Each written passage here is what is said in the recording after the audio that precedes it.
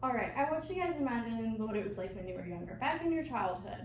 Think back to, let's say, when you were in elementary school, how that was for you. And then I want you to think what it would be like to live in India during that time. It'd probably be about the same, you'd think, maybe some different cultural things, but that's honestly not the reality for these kids. A quote from Terrace Day Homeless once said that imagine working at 8 years old and working in a hazardous mica mine only to make less than $1 a day.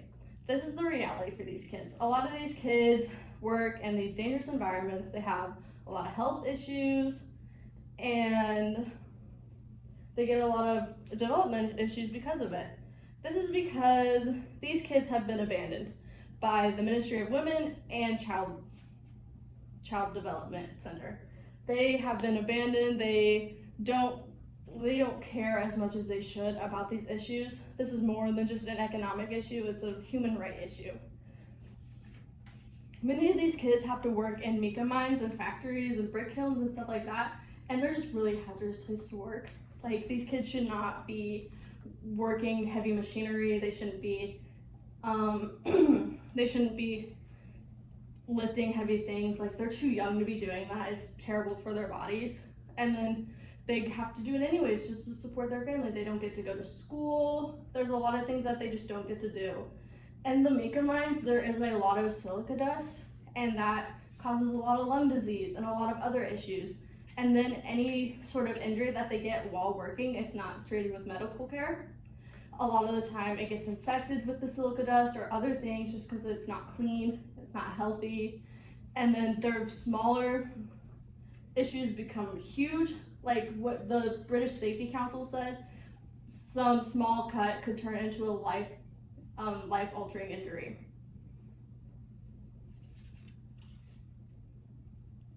These kids also suffer from severe fatigue and a lot of developmental issues. They don't get like their proper care. They don't get breaks as often as we do. They work very long hours, so they don't get breaks. They don't get lunches like we do, like you would expect us to do because it's the law. But these kids don't. So they're working probably 12 hours a day, lifting heavy things all day with no breaks, no nothing.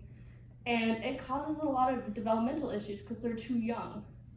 It stunts their growth. A lot of these kids have very stunted growth. It causes joint problems, and then their lungs don't develop properly because of all that silica dust, and it leads to more lung problems.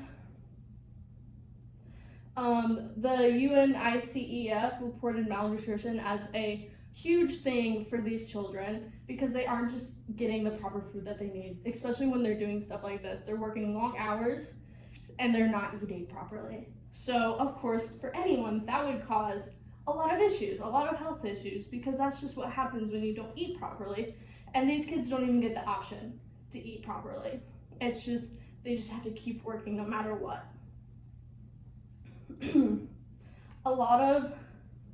There was a report from the Lancet that said that a lot of these kids have muscle deformities.